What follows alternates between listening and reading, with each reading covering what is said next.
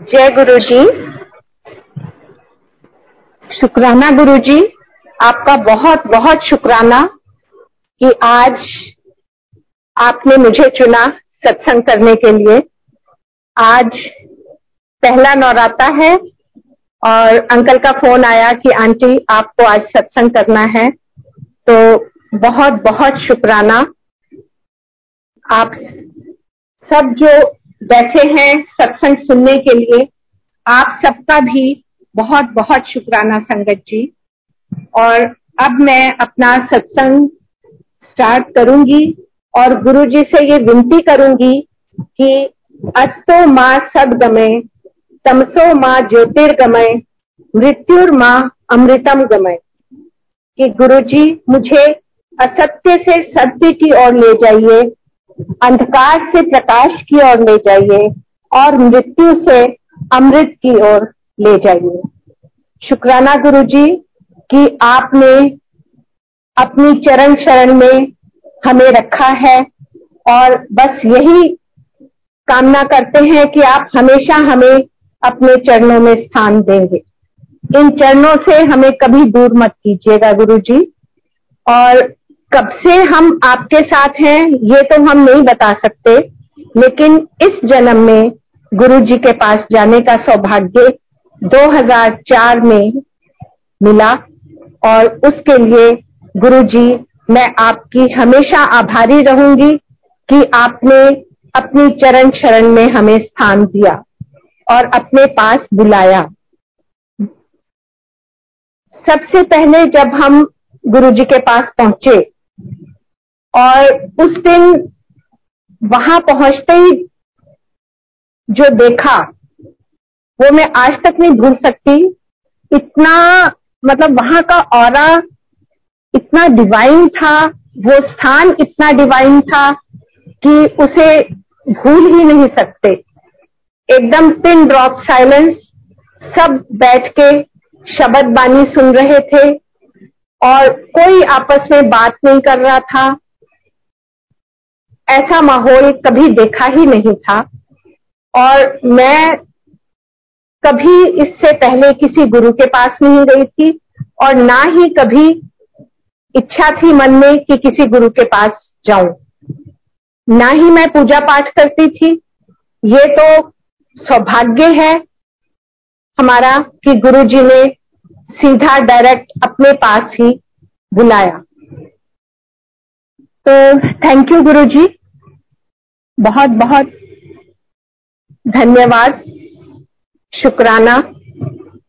तो पहली बार ही जब गए और गुरु जी के सामने बैठे, उनकी तरफ देखने की तो बिल्कुल भी हिम्मत ही नहीं हो रही थी। जैसे ही उनकी तरफ देखते थे तो ऐसे लगता था कि वो हमारी तरफ ही देख रहे हैं, तो आंखें अपने आप झुक जाती हैं। और उसके बाद जो आंखें बंद करके बैठी तो नहीं समझ में आया क्यों, पर बहुत आंसू निकले।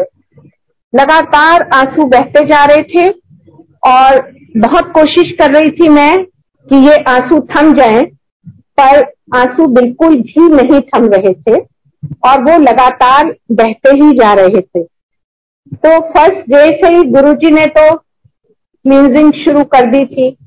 हम सब तो कीचड़ में धंसे हुए हैं और गुरुजी ही अपना हाथ देके और अपना हम सबको हमारा हाथ पकड़ के उस कीचड़ में से निकालते हैं, हमारे मनों को साफ करते हैं और हम लोग फिर उसको भरते रहते हैं और गुरुजी फिर हमें साफ करते रहते हैं। तो शुक्राना गुरुजी, बस हमें भी इस लायक बना दीजिए कि हम आपके लायक बन जाए। तो उस दिन जब हम गुरुजी के दर्शन करके घर वापस आए तो रात को गुरुजी ने सपने में दर्शन दिए और कहा गुण फिक्र ना कर, गुंजनदा भी हो जाएगा कि बाकी भी सब ठीक हो जाएगा। अब मुझे समझ में नहीं आया कि मेरी तो गुरुजी से कोई बात नहीं हुई, उन्हें कैसे पता कि गुंजन मेरा बेटा है और उन्हें कैसे पता कि मुझे कोई प्रॉब्लम है, हम सबकी लाइफ में कोई प्रॉब्लम है, क्योंकि ना उनसे कोई बात हुई, ना मैंने वहां बैठ के उनसे कोई बात की और ना उन्हें कुछ बताया कि मेरी कोई प्रॉब्लम्स हैं हम लोगों की, तो उन्हें कैसे पता। और फिर ऐसा लगा कि क्योंकि मुझे वहां जाके बहुत अच्छा लगा था, तो हो सकता है जो चीज हमें बहुत अच्छी लगती है और हम सोचते रहते हैं जिसके बारे में, तो वो हमें सपने में आ जाती है। आज हम सब जानते हैं कि गुरुजी को सपने में देखने का अर्थ क्या होता है। गुरुजी को अगर हम सपने में देखते हैं तो वो गुरुजी के साक्षात दर्शन होते हैं, और जो गुरुजी कहते हैं वो ब्रह्म वाक्य होता है। और उस दिन भी वही हुआ, जो गुरुजी ने कहा था वो बिल्कुल अक्षरशः सत्य हुआ। कुछ प्रॉब्लम्स हर एक की लाइफ में चलती हैं, हमारी में भी थी। मुझे एक्चुअली 95 में ब्रेस्ट कैंसर हुआ था, जो कि 3rd स्टेज में था, और मैं उससे ठीक हो गई थी। और ये 2004 में जब गुरुजी के पास पहुंचे, तो उस समय भी 2004 में डॉक्टर्स ने कहा था कि आपके राइट साइड में भी ऐसा लगता है कि शुरुआत हो चुकी है। तो मैंने तो अपनी फ्रेंड को नहीं बताया था, मधु खन्ना मेरी फ्रेंड हैं, और मेरे हस्बैंड ने उनके हस्बैंड को बता दिया था, एंड उन्होंने मधु को बताया, एंड शी टोल्ड मी कि ऐसे मेरे गुरुजी हैं तो उनके पास चल। उसने मुझे ये नहीं बताया कि उसे मेरे बारे में पता है। तो इस तरह गुरुजी का बुलावा तो गुरुजी का ही था। हम में से कोई भी पहुंच नहीं सकता गुरुजी के पास जब तक उनका खुद का बुलावा ना हो। तो इस तरह गुरुजी ने मुझे अपने पास बुलाया, अपनी शरण में लिया, और उसके बाद जब आफ्टर 6 मंथ्स एम्स में मेरा दोबारा से टेस्ट हुआ बोन स्कैन का, तो उस दिन जितने भी टेस्ट हुए थे उन सब में से 3 लोगों को डॉक्टर्स ने कहा कि आप रुक जाइए और बाकी सब जाइए, आप लोगों का ठीक है। तो जिनको रोका उन 3 में मैं भी थी, और हम तीनों बाहर बैठे थे जिनको रोका था। फिर वो लोग अपने रूम में जाके दोबारा से सारा चेक करके और रिपोर्ट बना रहे थे। 10-15 मिनट के बाद उन्होंने मेरा नाम लिया कि किरण शर्मा आप आइए।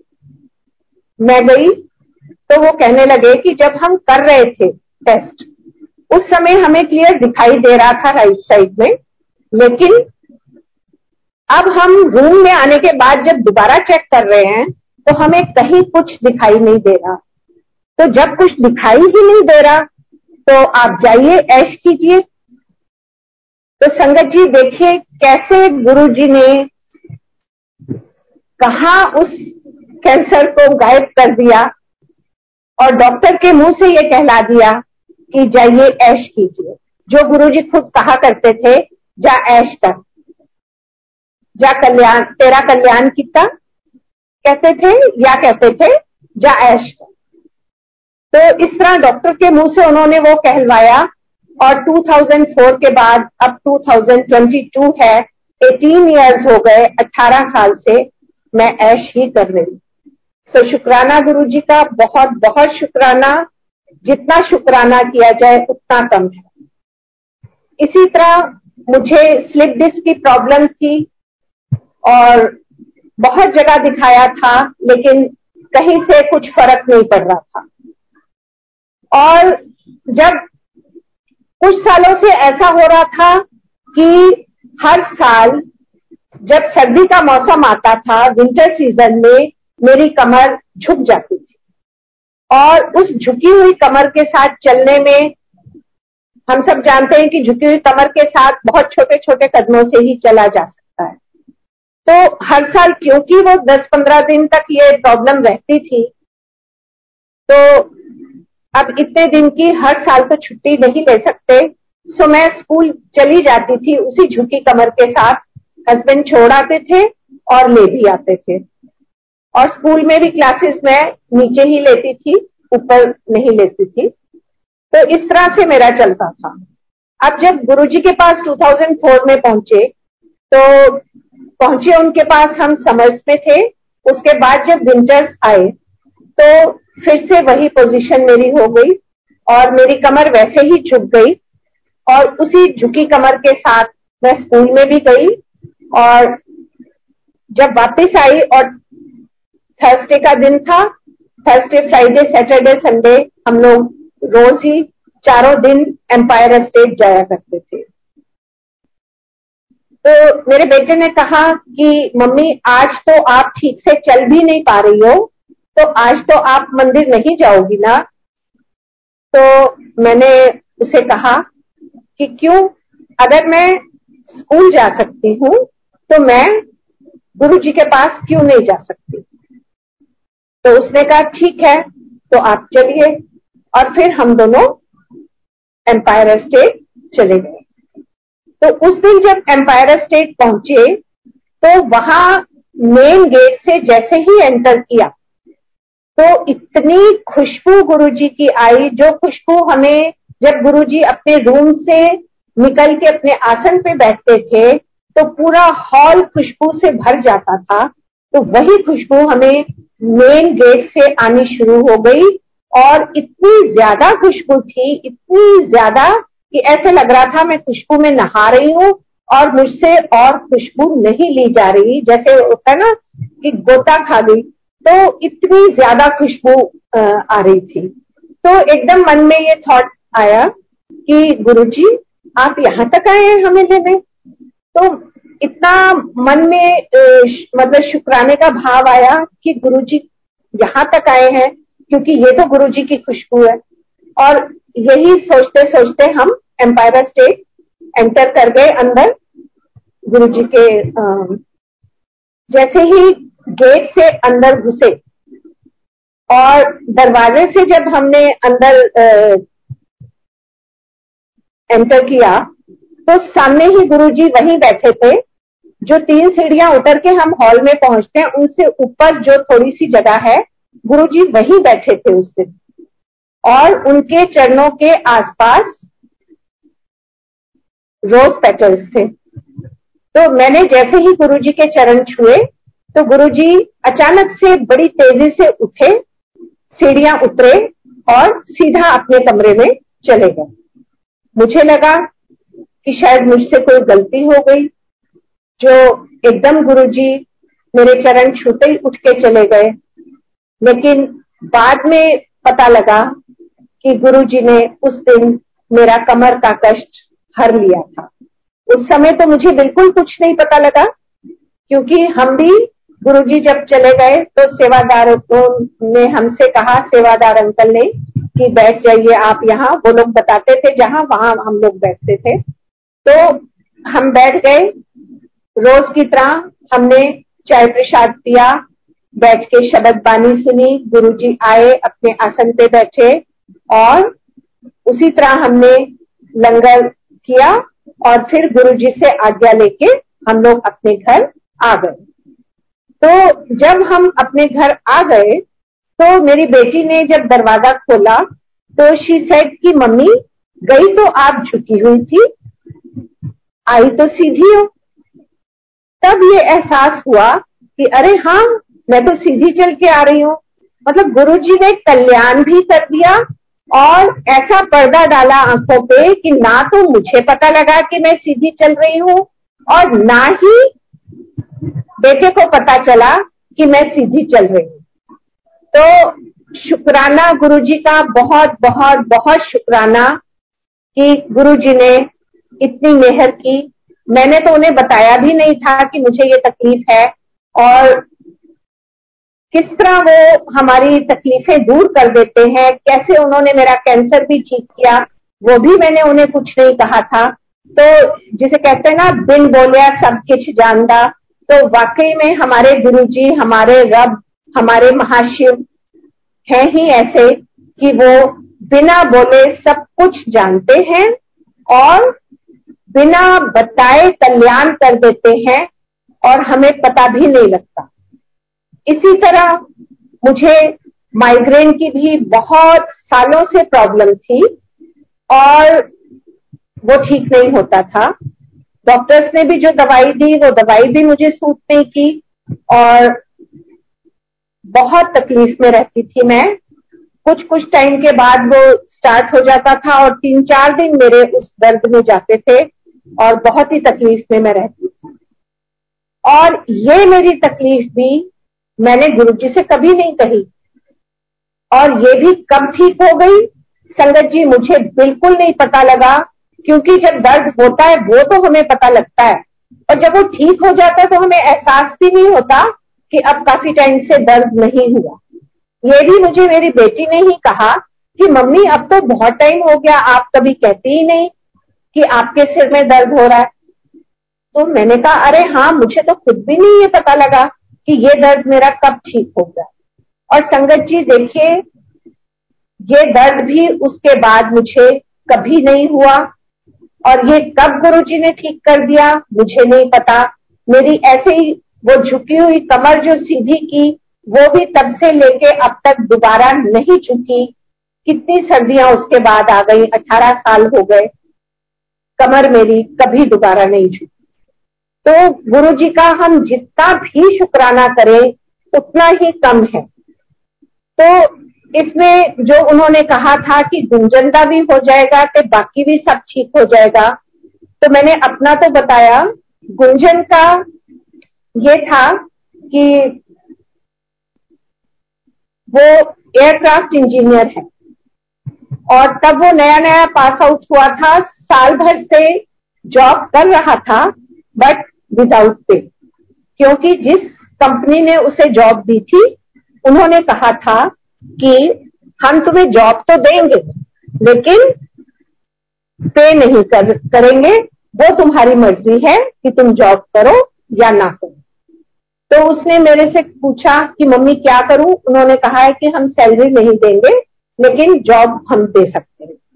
तो मैंने कहा नहीं, तुम जॉब करो, सैलरी नहीं मिलेगी कोई बात नहीं, क्योंकि एक्सपीरियंस तो मिलेगा और एक्सपीरियंस मिलेगा तो तुम दूसरी जगह भी जॉब कर सकते हो, और अगर नहीं अब करोगे तो एक्सपीरियंस नहीं मिलेगा, विदाउट एक्सपीरियंस जॉब मिलना भी मुश्किल है। सो तुम अपना एक्सपीरियंस लो, सैलरी की कोई बात नहीं, वो आगे जब भी होगा जरूर मिलेगी। और गुरुजी के पास जब हम गए, गुरुजी ने जब कहा गुंजनदा भी हो जाएगा बाकी सब भी ठीक हो जाएगा, तो वही हुआ विद इन डेज।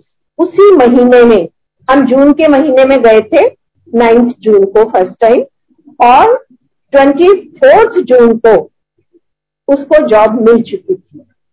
और ये भी ऐसे मिली कि एक दिन गया, जैसे अपना वो डाल देता था हर कंपनी में, तो बायोडेटा डाल के उस कंपनी में भी आया था।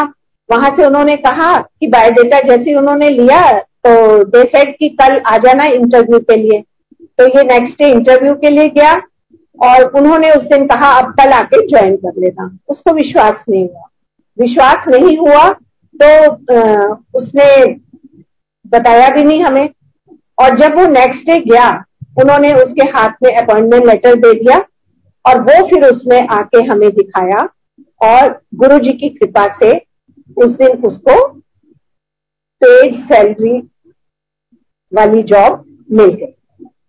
और उसके बाद बहुत जल्दी उसकी दूसरी एयरलाइंस में 2-3 महीने के बाद जॉब लग गई, और फिर उस एयरलाइंस को, डेक्कन एयरलाइंस को किंगफिशर ने एक्वायर कर लिया और फिर वो किंगफिशर का एम्प्लॉय हो गया। और किंगफिशर में काफी अच्छी सैलरी थी, तो उसने मेरे को कहना शुरू किया कि मम्मी अब आप रेस्ट करो, आपने बहुत जॉब कर ली, आपको इतनी तरह की तकलीफें रहती हैं, तो अब आप रेस्ट करो, अब मैं संभालूंगा फैमिली। मेरे हस्बैंड रिटायरमेंट ले चुके थे और मेरी वैसे गवर्नमेंट जॉब थी, और ये कह रहा था कि आप भी जॉब छोड़ दो। तो मैं इसे कहती थी नहीं नहीं मुझे करने दे, तू करता रहे, पर ये कहता था नहीं, आपने बहुत तकलीफों में रह के भी इतना कुछ किया है, अब आप छोड़ दीजिए जॉब, अब मुझे करने दीजिए। जब ये रोज रोज कहने लगा तो फिर मैंने भी डिसाइड किया कि ठीक है मैं छोड़ देती हूँ। तो जिस दिन मैंने ये डिसाइड किया जॉब छोड़ने के बारे में, तो उसी दिन गुरुजी फिर से सपने में आए और कहते हैं जान दी रह कर दी रह नौकरी। तो मैंने सुबह उठ के फिर बेटे को बताया कि गुरुजी तो ऐसे बोल रहे हैं कि जान दी रह कर दी रह नौकरी। तो बेटा बोला अब मैं कुछ नहीं कह सकता, जब गुरुजी ने ये कह दिया तो अब तो मैं आपको नहीं कहूंगा कि आप जॉब छोड़ दीजिए। और फिर संगत जी देखिए, मैंने बिल्कुल पूरी जॉब की और उसके बाद बल्कि 2 साल और मिले, वो भी किए। और वो 2 साल की फाइल भी जब मैं ऑफिस में देने गई थी तो भी गुरुजी साथ थे, उनकी खुशबू साथ थी। तो खुशबू का मतलब ही यही है कि गुरुजी हमारे साथ साथ हैं। तो इस तरह वो 2 साल भी उन्होंने दिलाए और मेरे वो 2 साल पूरे हुए और उसके बाद से अब वो 2 साल नहीं मिलते, उसी साल से बंद हो गए थे। अब और एम्प्लॉइज को वो 2 साल की एक्सटेंशन नहीं मिलती। और मुझे सेम स्कूल में जहां मैं जॉब कर रही थी उसी स्कूल में वो 2 साल और मिले। सो थैंक यू, बहुत बहुत शुक्राना गुरुजी का कि उन्होंने हर पल हमारा साथ दिया। और वो खाली हमारा नहीं, हम सबका हमेशा साथ देते हैं और हम सबके साथ हमेशा हर पल रहते हैं। तो इसी तरह से गुरुजी ने हमें एक बार, मेरे को उन्होंने सपने में दर्शन देके और बोला कि कट बोलिया था। अच्छा, मुझे ज्यादातर गुरुजी ने सपने में ही दर्शन देके इंस्ट्रक्शंस दी हैं और जो भी उन्होंने कहा वो अक्षरशः सत्य हुआ। जो वो कहते थे वो होता था। उन्होंने कहा एक दिन कट बोलिया था। अब मुझे नहीं समझ में आई कि गुरुजी ने ऐसा क्यों कहा है। तो मैं सुबह उठ के पूछ रही हूँ सबसे घर में, क्या मैं ज्यादा बोलती हूँ? तो सबने कहा नहीं। मैंने कहा नहीं, गुरुजी ने कहा है तो कुछ तो बात होगी। गुरुजी ने कहा है कि कट बोलिया था। उस समय नहीं समझ आई और कुछ साल बीत गए। उसके बाद मुझे अपने ऐसे महसूस हो कि कभी दांत में दर्द है, कभी सिर में दर्द है, कभी गले में दर्द महसूस हो। मतलब ये पूरा पोर्शन मेरा दर्द बहुत लगता था। डेंटिस्ट को भी दिखा लिया और मतलब जिस को दिखाने की जरूरत थी सबको दिखाया, गला भी दिखाया, सिर में भी पहुंच जाता था वो दर्द, वो भी दिखाया, लेकिन सब कहें कि नहीं सब ठीक है ठीक है ठीक है। फिर एक ईएनटी डॉक्टर को दिखाया तो उसने जब चेक किया तो उसने कहा कि आपको जॉ का आर्थराइटिस है और ये बहुत ही एक्यूट आर्थराइटिस है, बहुत ही बुरा हाल है आपका और आप बहुत कम बोला करो। आप बोलने के लिए अपना मुंह बहुत कम खोला करो। तो मैंने उन्हें कहा मेरा तो प्रोफेशन ही ऐसा है, तो उसमें मैं कैसे कम बोल सकती हूँ कि स्कूल जाती हूँ वहां कम बोल के तो नहीं चलेगा। तो डॉक्टर ने कहा या आप अपना प्रोफेशन देख लो और या फिर अपनी स्थिति देख लो, क्योंकि आपको जॉ का आर्थराइटिस है और ऐसा ना हो कि कभी आप अपना मुंह खोले और वो खुला का खुला रह जाए। तो देखिए संगत जी, कट बोलिया कर कह के गुरु जी ने तो मुझे तभी ब्लेस कर दिया था। ये चीज का एहसास मुझे अब होता है। और अब देखिए हम 1-1 घंटा सत्संग भी करते हैं, तो बोल रही हूं ना मैं, और ये गुरुजी ने कट बोलिया कर कह के मुझे ब्लेस कर दिया और अब मैं देखिए इतनी देर बोलती हूँ और मुझे कुछ नहीं होता। वो जो दर्द इतना होता था, मतलब वो पोजीशन आ सकती थी जो डॉक्टर ने कही थी, जो कि कभी नहीं आई। ऐसे ही कमर की भी जो पोजीशन थी, क्या हाल हो सकता था, जो कि नहीं हुआ। और शुक्राना है गुरुजी का, बहुत बहुत बहुत शुक्राना है कि गुरुजी बस ऐसे ही सेवा करवाते रहे, ऐसे ही सत्संग करवाते रहे, और उन्होंने सुबह शाम का सत्संग बख्शा है, और उनकी कृपा से घर में रोज सत्संग होता है सुबह शाम। तो उनका बहुत बहुत शुक्राना है, क्योंकि ये भी वही करवा रहे हैं। हमारी इतनी औकात नहीं है कि हम ये कर सकें। तो शुक्राना गुरुजी का, बहुत बहुत शुक्राना। इसी तरह एक और मुझे याद आया कि घर में जो हमारा डाइनिंग एरिया है वो घर का ब्रह्म स्थान। तो एक बार सपने में मुझे दिखा कि गुरुजी का आसन है वहां पे, और उस पे गुरुजी बैठे हैं, और उन्होंने कहा कि तू की सोच दी है, जो तू ले आनी है मैं वही पाना, मैं अपना चोला आप पाके आना। तो संगत जी, मुझे उस टाइम एकदम समझ में नहीं आया कि गुरुजी ने ऐसा क्यों कहा। फिर मुझे ध्यान आया, उन दिनों, ये शुरू शुरू की बात है जब मंथली सत्संग होते थे हमारे यहाँ, और उसमें मैं सूट के कपड़ा हर महीने लेके आया करती थी, और उसी को आसन पे हम बिछाते थे, और गुरुजी के लिए कि गुरुजी इस पे बैठेंगे।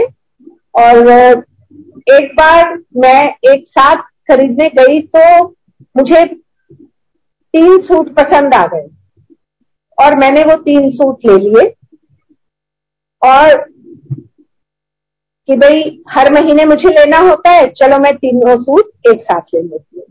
और उसके बाद ही मुझे ये सपना आया, और गुरुजी ने मुझे ये बात कही कि तू की सोच दी है, जो तू ले आई है वही मैं पावांगा, मैं अपना चोला आप पाके आना। तो उससे मुझे लगा कि नहीं, अब मैं आज के बाद सूट का कपड़ा तो कभी नहीं लाऊंगी गुरुजी के लिए, उनके बैठने के लिए। और उसके बाद से हमने गुरुजी के लिए, आसन के लिए हमेशा अलग से कपड़ा लाके हम उनके आसन पे बिछाने के लिए अलग से लेके आया करते थे, और लेके आते हैं। तो ये, लेकिन ये नहीं है कि ये मैं सबके लिए कह रही हूँ, क्योंकि ये मेरे लिए था, ये गुरुजी का आदेश मेरे लिए था, और हमारे ऊपर ही लागू होता है। तो सारी संगत ये ना सोचे कि मैं सबको कह रही हूँ कि भाई वो भी ऐसा ही करे। तो ये गुरुजी ने जिसको जो कहना होता है, 1 to 1 कनेक्शन होता है हम सबका। तो इसी तरह से बेसमेंट में एक बार दर्शन हुए मुझे। मुझे तो तब तक मैंने बड़ा मंदिर भी नहीं देखा था, बड़े मंदिर नहीं गई थी, क्योंकि एम्पायर एस्टेट हम जाते थे तब तक मुझे नहीं पता था कि बड़ा मंदिर भी है। तो बेसमेंट का तो कैसे पता होगा। और मुझे गुरुजी ने एक दिन ऐसे ही दोपहर को, मैं टीवी देख रही थी, और टीवी देखते देखते अचानक मुझे बहुत जोर से नींद आई, और मैं आके अपने रूम में लेट गई, और लेटते ही मतलब अर्ध निद्रा अवस्था, इस अवस्था में मैं थी। मुझे लग रहा था मैं जाग रही हूँ, लेकिन मैं सो भी रही थी। और उसमें मुझे दिखाई दिया कि बेसमेंट में गुरुजी अपने आसन पे बैठे हैं, और मेरे को उन्होंने कहा, किरण जा भोग की थाली गया। और फिर मैं भोग की थाली में गुरुजी के लिए भोग लगाने के लिए लेके आई, और मैंने उनके हाथ में दिया, और उन्होंने भोग लगाया। तो शुक्राना गुरुजी। असल में मेरे मन में भी आया करता था, कई बार वहां देखती थी मैं, कई आंटी सेवा करती हैं, कोई टांग दबाता है, कोई हाथ दबाता है, ऐसे ही जोशी अंकल चाय प्रसाद लेके आते थे, बाकी भी संगत सेवा करती थी, सिंगला अंकल चाय प्रसाद लेके आते थे। तो कभी इस तरह की सेवा मुझे नहीं मिली, तो मन में होता था कि मुझे भी कोई काश सेवा मिल जाती। तो वो गुरुजी ने सपने में मुझे मेरी ये सेवा पूरी की, और सपने में भोग लगाने की सेवा उन्होंने दी। और इसी तरह से वो जो देखती थी मैं कि कुछ आंटीज अंकल्स टांग दबा रहे हैं, हाथ दबा रहे हैं, तो वो भी मन में इच्छा होती थी कि काश मैं भी दबा सकती। तो गुरुजी ने वो इच्छा भी मेरी सपने में पूरी की। और फिर मुझे एक सपना आया, और ये तो गुरुजी का चोला छोड़ने के बाद आया मुझे सपना। और उसमें मैंने देखा कि गुरुजी एक चारपाई पे लेटे हुए हैं और मेरा बेटा उनकी एक टांग दबा रहा है। तो उनकी आंखें बंद हैं गुरुजी की, और मैं दूर से देख रही हूँ कि बेटा उनकी टांग दबा रहा है, और मेरे मन में ये आ रहा है कि मैं भी दबाऊं। तो मैं धीरे धीरे चल के गई। मैंने सोचा गुरुजी की आंखें बंद हैं, उन्हें नहीं पता लगेगा, और मैंने उनकी दूसरी टांग दबानी शुरू कर दी। तो थोड़ी देर ही दबाया था कि गुरुजी कहते हैं, ए होले होले कौन दबा रहे। और संगत जी, सपने में ही मैं इतनी जोर की डर गई कि मैं वहां से एकदम भाग गई। और उस सपने में यही था कि नीचे की तरफ सीढ़ियां जा रही थी और मैं उन सीढ़ियों से नीचे उतर गई। तो गुरुजी ने ये इच्छा भी मेरी सपने में पूरी कर दी, टांग दबाने की। तो शुक्राना है गुरुजी का बहुत बहुत कि वो हम सबकी मन की बातें सुन लेते हैं और फिर उन्हें पूरा भी करते हैं। इसी तरह से 2006 का सत्संग है गुरुजी के बर्थडे का, कि मेरे को स्टमक इन्फेक्शन बहुत जबरदस्त था और कई दिन पहले से सोच रखा था कि गुरुजी के बर्थडे पे बड़े मंदिर जाना है। और उस दिन मेरी इतनी बुरी हालत थी कि मैं लूज मोशंस लगे हुए थे, पेट में दर्द था और मेरी हालत बिल्कुल ठीक नहीं थी। और हम सबने जाना था बड़े मंदिर, और मेरी हालत ऐसी थी कि सबने कहा, मम्मी आप तो नहीं जा सकते हो, हम लोग जाते हैं और कोई बात नहीं, आप फिर चले जाना। और ये लोग सब चले गए, मैं पीछे से घर में अकेली थी और मैं बड़ा रोई और बहुत रोई। मैंने कहा, गुरुजी, मन में मैं यही कह रही थी कि गुरुजी, मेरा बहुत मन था आपके पास आने का, लेकिन मैं आपके पास नहीं आ पाई।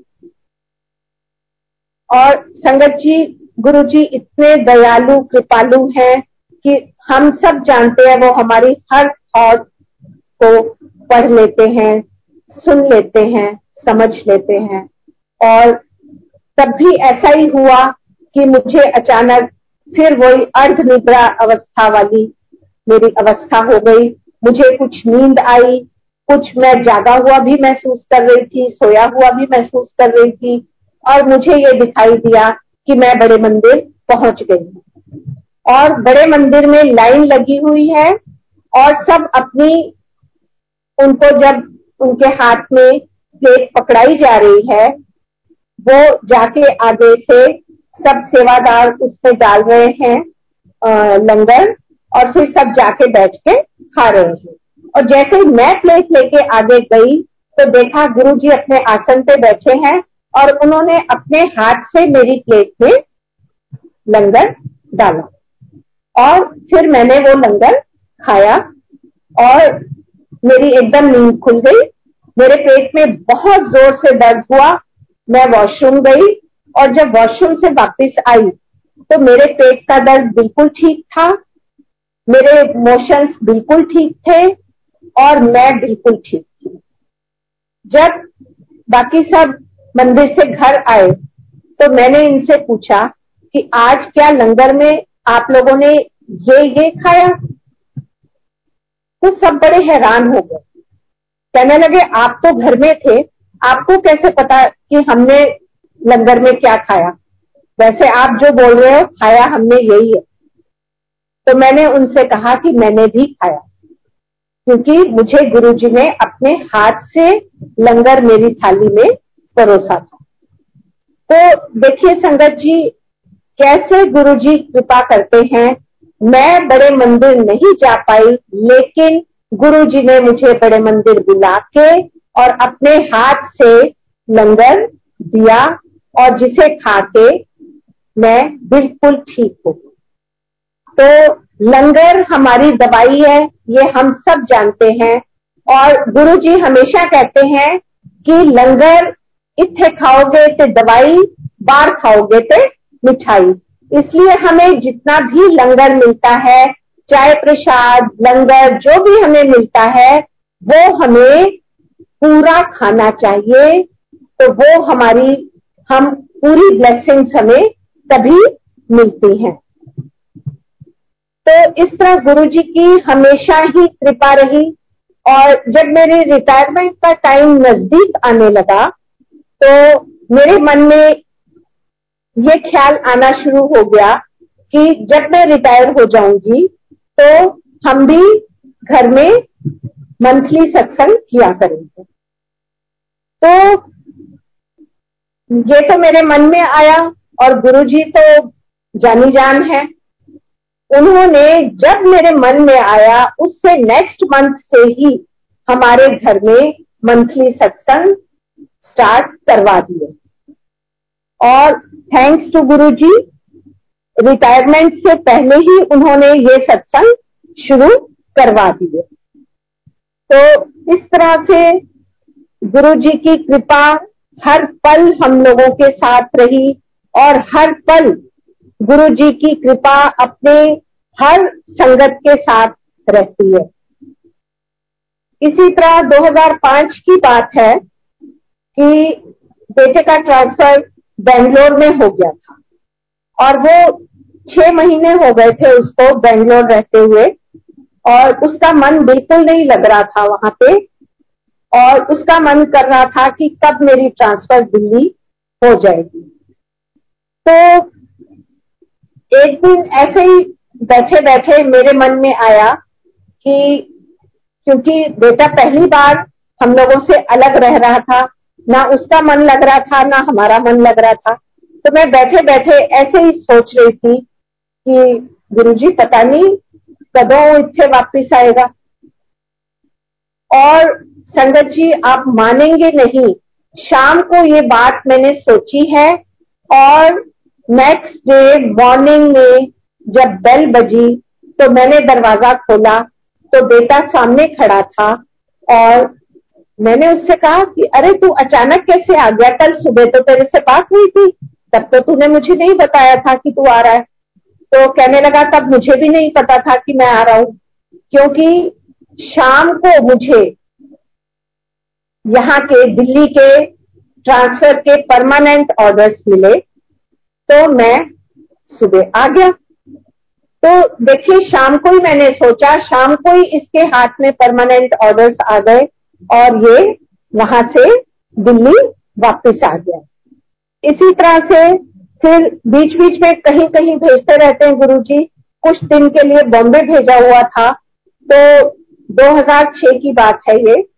तो ये बॉम्बे से जब दिल्ली आ रहा था, तो वहां की जो ट्रेन्स हैं उसकी आदत तो दिल्ली के बच्चों को है नहीं, वो बहुत कम देर के लिए रुकती हैं, और उतनी देर में ये उस दिन जिस दिन इसने आना था, और उस दिन ये ट्रेन से गया था कहीं, और ये गिर गया और उसको फ्रैक्चर हो गया। और नेक्स्ट डे उसको वापस आना था, उसको नहीं समझ में आया मैं क्या करूं। खैर प्लास्टर उसका हो गया, और उसके बाद वो नेक्स्ट डे आया। मुझे ये पता था कि वो आ रहा है, पर ये नहीं पता था कि उसकी बाह में फ्रैक्चर हो गया।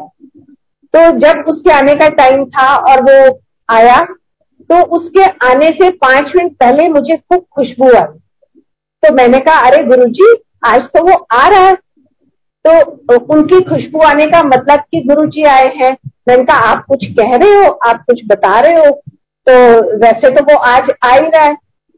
और जैसे ही थोड़ी देर के बाद बेल बजी और मैंने दरवाजा खोला, तो बाहर खड़ा था, और जैकेट उसने पहनी हुई नहीं थी, अपने कंधों पे ली हुई थी। तो मुझे तब भी नहीं पता लगा कि उसकी बाह में फ्रैक्चर है। तो उसके साथ ही गुरुजी की खुशबू थी। देखिए गुरुजी घर के अंदर भी थे, और जब वो उसको दरवाजा खोला तो उसके साथ भी गुरुजी की खुशबू थी, गुरुजी उसके साथ भी थे। तो जैसे ही वो अंदर आया अपने रूम में, मैं भी उसके साथ साथ आई, तो उसने अपनी जैकेट उतार के पलंग पे रखी, तो मैंने देखा उसको बाह में फ्रैक्चर हुआ। तो मैंने उससे कहा, अरे अब मुझे समझ में आई कि उस टाइम मुझे गुरुजी की खुशबू क्यों आई थी, क्योंकि गुरुजी ने मुझे ये बताया कि वो तेरे साथ भी हैं और वो तुझे लेके घर आए हैं। तो इस तरह गुरुजी हर पल हम सबके साथ में रहते हैं और गुरुजी का बहुत बहुत शुक्राना। और इसी तरह वो अपनी सारी संगत के साथ रहें और हर पल हम उनका शुक्राना करते रहें और हम उनसे माफी मांगते रहें जो कर्म हम करते हैं। हम चाहते हैं हमारे हर कर्म में गुरुजी साथ रहें, तो वो हमें कभी कुछ गलत करने ही नहीं देंगे और वो हमेशा हमारी बाह पकड़ के रखे, हमारा हाथ पकड़ के रखे। और ये हाथ पकड़ने के उससे मुझे एक और सत्संग याद आ गया, जिसमें गुरुजी ने मुझे ये दिखाया सपने में कि ऐसे गुरुजी का विशाल रूप देखा मैंने और गुरुजी यूं हाथ नीचे करके और उन्होंने मेरा हाथ पकड़ा और मुझे नीचे से ऊपर खींच रहे थे। तो अंडरस्टूड है कि मैं नीचे कहाँ थी वो तो नहीं दिखा, बट हम सब कीचड़ में फंसे हुए हैं, ये हम सब जानते हैं। और उस कीचड़ में से निकालने के लिए ही गुरुजी कहते थे ना, मैं ਤੁਹਾਨੂੰ कीचड़ चो ਕੱਢਣ आया, ਤੇ ਤੁਹਾਨੂੰ कीचड़ चो ਕੱਢਣ वास्ते मैनू ही कीचड़ विच आना पिया। ये संसार क्या है, ये हम सब कीचड़ में ही फंसे हुए हैं और हमारे महाशिव, हमारे गुरुजी, हमारे रब हमें इस कीचड़ में से निकालने के लिए ही उन्होंने इंसान रूप में, गुरु रूप में जन्म लिया। और बहुत बहुत शुक्राना है उनका कि उन्होंने हम सबका कल्याण करने के लिए गुरु रूप में जन्म लिया। शिव पुराण में भी ये बात कही गई है कि मैं अपने भक्तों का कल्याण करने के लिए, जगत कल्याण करने के लिए गुरु रूप में जन्म लूंगा, और ये उनका वही जन्म था। तो बहुत बहुत शुक्राना है गुरुजी का। और इसी तरह गुरुजी जब चोले में थे तब भी हमेशा हमारे साथ में थे, और जब उन्होंने चोला छोड़ दिया तब भी वो हमारे साथ हैं। और ये तो मुझे तो सपने में दर्शन देते रहे, पर मेरे हस्बैंड को उन्होंने अभी 2-3 महीने पहले की बात है, साक्षात दर्शन दिए हैं फिजिकल फॉर्म में। उनको रात को अचानक 2:30 बजे के करीब उनकी नींद खुली और उन्हें लगा कि कोई खड़ा है बिस्तर के पास। तो जैसे ही उन्होंने देखा तो गुरुजी साक्षात ब्लैक एंड व्हाइट चोले में खड़े थे, काफी बड़े विशाल रूप में। और मेरे हस्बैंड उनको देख के डर गए और उनको एकदम उस टाइम लगा कि अरे गुरुजी तो चोला छोड़ चुके हैं, फिर वो मेरे सामने कैसे खड़े। और वो इतना डर गए कि उसके बाद उन्हें नहीं पता लगा कि कब गुरुजी चले गए और कब उनको नींद आ गई। तो शुक्राना गुरुजी का, बहुत बहुत शुक्राना। और आज भी सुबह जब मैं भोग लगा रही थी गुरुजी को, सुबह शाम सत्संग बख्श रखा है गुरुजी ने, शुक्राना है उनका। तो सुबह भोग लगाते टाइम मैंने कहा, गुरुजी आज पहला नवराता है तो आपके देवी रूप को भी प्रणाम। और मैंने उन्हें प्रणाम किया। और जब भोग गुरुजी ने लगा लिया तो मैं भोग लेके वापस किचन में आ रही थी, तो एकदम मेरी नजर पड़ी फर्श पे और वहां पे 2 आंखें मुझे दिखाई दी, और बिल्कुल ऐसे जैसे देवी माँ की आंखें होती हैं। तो एकदम से मैंने गुरुजी की तरफ देखा, उनके आसन की तरफ, और उनका शुक्राना किया कि गुरुजी बहुत बहुत शुक्राना आपका, थैंक यू गुरुजी। और फिर शाम को कुणाल अंकल का फोन आया कि आंटी आज पहला नवराता है और आज आपको सत्संग करना है। तो शुक्राना है गुरुजी का, बहुत बहुत, जितना शुक्राना करें उतना कम है। तो थैंक यू गुरुजी, हमेशा हर पल हम सबके साथ रहने के लिए। और इस कोविड पीरियड में भी, इस कोविड पीरियड को ये जो 2 साल से चल रहा है, तो हमारे लिए तो ये भी ब्लेसिंग्स हैं, क्योंकि इसी पीरियड में गुरुजी ने ये रोज के सत्संग बख्शे हैं। ये भी सत्संग है। एक दिन जब ये बिल्कुल स्टार्ट हुआ था कोविड का पीरियड, तो बिल्कुल शुरू में ऐसा लॉकडाउन लगा था कि बिल्कुल सारी सड़कें सुनसान हो गई थी। घर के आसपास भी कोई चलता फिरता नहीं दिखता था। इवन हमें घर के नीचे मोर चलते हुए दिखाई देते थे। हमारा घर ऐसी जगह पे है कि बिल्कुल जेएनयू की बाउंड्री के साथ लगता है, तो वहां तो मोरों को हमने बहुत बार देखा है, मोर देखे हैं, तकरीबन रोज ही देखते हैं हम, लेकिन अपने घर के बाहर ऐसे चलते हुए कभी नहीं देखा था। तो उस पीरियड में वो भी हमने देखे कि हमारे घर के बाहर मोर चल रहे हैं।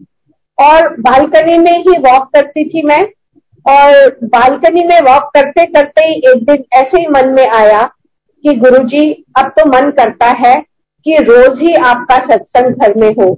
ना तो हम बड़े मंदिर जा सकते हैं, कहीं भी हम सत्संग में भी नहीं जा सकते, तो ऐसा लगता है कि क्यों ना हम रोज घर में ही आपका सत्संग करें। और फिर वही गुरुजी इतने कृपालु हैं कि उन्होंने ये स्टार्ट करवा दिया। हालांकि मन में ये आने के बाद ये भी थॉट आई कि बेटे को तो एयरपोर्ट रोज जाना ही है, क्योंकि एयरलाइंस में अब एयर इंडिया की फ्लाइट्स तो रोज जाती हैं, तो उनकी तो छुट्टी नहीं होती है। तो इसलिए बेटे को मैं कैसे कहूं कि हम रोज सत्संग करेंगे। लेकिन नेक्स्ट डे ही जब बेटा एयरपोर्ट से घर आया तो ही सेड कि मम्मी क्यों ना हम आजकल रोज सत्संग कर लिया करें।